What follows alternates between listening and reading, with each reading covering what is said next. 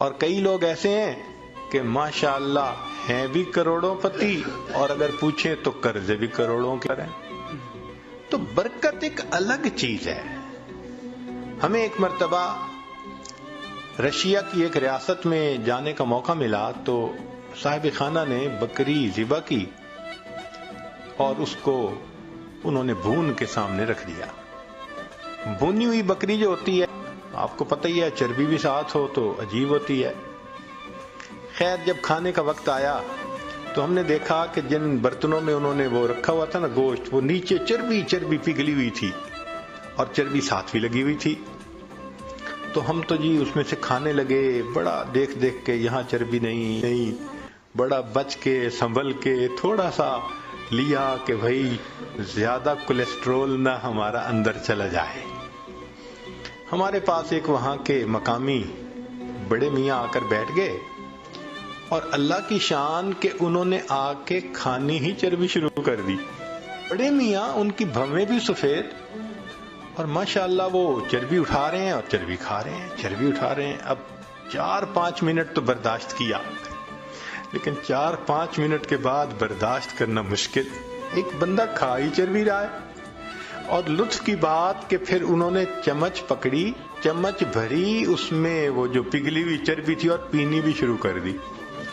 یا اللہ، it became too much.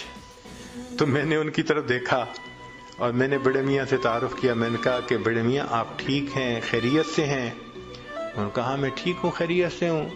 میں نے کہا آپ کی صحت ٹھیک ہے؟ کہ میری عمر اس وقت تقریباً 82 سال ہو چکی ہے. میں نے اپنی پوری زندگی میں کوئی میڈیسن کی گولی اپنے منہ میں نہیں ڈالی. اس کو کہتے ہیں صحت کی برکت. کہ 82 سال عمر ہو جائے، بندہ 82 سال میں ایک ٹیبلٹ بھی کبھی منہ میں نہ ڈالے. کہتے ہیں کبھی میں ڈاکٹر کے پاس گیا ہی نہیں، پوری زندگی نہیں گیا. یہ صحت کی برکت کہلاتی ہے. ہمارے حضرت مرشد عالم رحمت اللہ علیہ 90 سال کی عمر میں ان کی وفات ہوئی. عمر کے دنوں میں حضرت جب خط پڑھتے تھے تو اینک اتار کے پڑھتے تھے، اس لیے کہ قریب کی نظر ٹھیک تھی، دور کے لیے اینک ساتھ لگایا کرتے تھے. اور دور تو 40 سال کے بعد ایجنگ افیکٹ ہوتا ہی ہے. وہ تو ہر آپٹیشین کہے گا کہ 40 سال کے بعد ایجنگ افیکٹ، دور کی نظر تو لگانی پڑتی ہے. قریب کی نظر 90 سال میں اتنی تیز کہ خط جو ہے وہ اینک اتار کر پڑھا کرتے تھے. سنوائی اتنی تیز تھی سماعت کہ کمرے کے کونے میں کوئی وسپر کرتا تھا تو حضرت سن لیا کرتے تھے. اور اللہ کی شان کے سال کی عمر میں تمام دانت حضرت کے بالکل ٹھیک تھے. ایک مرتبہ کھانا آیا تو میں نرم سی روٹی نہ ڈھونڈ کے حضرت کے آگے رکھنے لگا. پوچھنے لگے کیا ڈھونڈ رہے ہو؟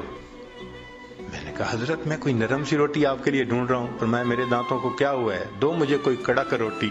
90 سال کی عمر میں کڑک روٹی کھائی. اللہ کی شان. اور ایسی قوت اللہ نے دی تھی کہ ایک مرتبہ اس عاجز کے کندھے پہ دوسرا ہاتھ رکھا تو ماشاءاللہ لمبا قد تھا اور صحت تھی اور جسم تھا. کندھے پہ ہاتھ رکھا تو میں تھوڑا سا نیچے ہوا. فرمایا کیا چوزے بنے پھرتے ہو؟ ہم واقعی اپنی جوانی میں ان کے سامنے چوزے تھے. اللہ نے ایسی صحت دی تھی. اچھا آخری عمر میں شوگر کی بیماری ہو گئی تھی. اب آپ کو پتہ ہے کہ جو شوگر کا مریض ہوتا ہے اس کو تو ہر 2-4 یورینیشن کی ضرورت پڑتی ہے، لیکن نہیں. میرا اپنا واقعہ ہے جو خود ان کے ساتھ اپنی آنکھوں سے دیکھا اور آج مسجد میں باوضو نیریٹ کر رہا ہوں. رمضان شریف میں حضرت مری میں تھے اور وہاں پر جو مقامی امام تھے ان رات بلائے ہوئے تھے. ایک رات وہاں قرات کی بڑی عجیب محفل ہوتی ہے، چن چن کے قراء کو وہ بلاتے ہیں.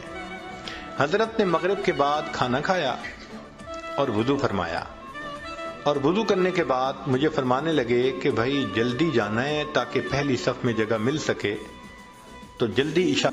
تو حضرت پہلے ہی آ کے بیٹھ گئے، حالانکہ ابھی آدھا گھنٹہ نماز میں رہتا تھا. عشاء پڑھی، پھر عشاء کے بعد تراویح ہوئی.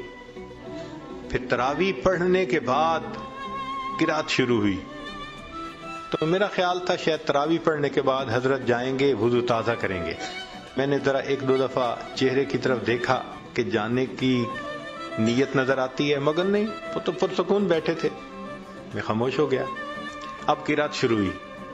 ایک قاری نے قرآن پڑھا، اور ہمارے حضرت تو قرآن کے عاشق تھے. وہ تو جب کوئی قرآن پڑھتا تھا حضرت تازہ دم ہو جاتے تھے.